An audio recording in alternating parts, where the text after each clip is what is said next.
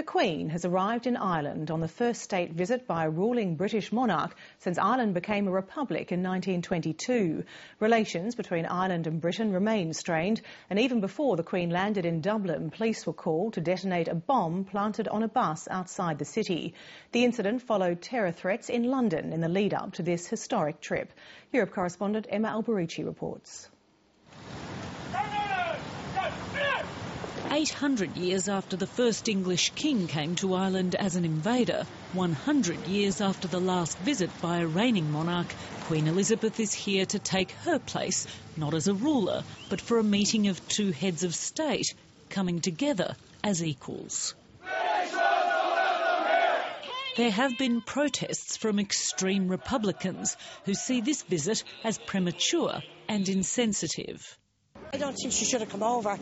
There's too much soreness in. I mean, she still has 6 counties that she won't get back to us. Maybe if British affairs were taken out of Northern Ireland, I think that would really help. I don't think the history is gone, to be honest. I like to think we're mature enough to be big about this. I just hope we're grown-ups about it, you know? We are very aware of our history. I think much more so than the English. But that's probably because we were on the other side of it. But the Queen has come to Ireland to bury the past. She'll lay a wreath at the Garden of Remembrance, where the statue that symbolises the struggle against the Crown will watch over her, a reminder of how her grandfather, King George V, so brutally suppressed those who fought for independence. She'll confront the Troubles head-on when she comes here too.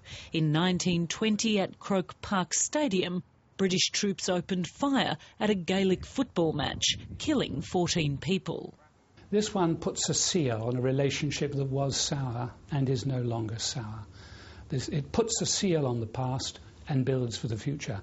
I can't think of anything of equal significance in the last few decades. The Good Friday Agreement of 1998 made the Queen's visit possible, but no one is in any doubt about the risks. It's the biggest and most expensive security operation in the country's history, with 6,000 officers and soldiers around the city on high alert around every place the Queen will visit. Just hours before her plane was due to touch down, one bomb was found and blown up in a bus outside Dublin. Another was found to be a hoax. A bomb scare in Britain also had London in lockdown.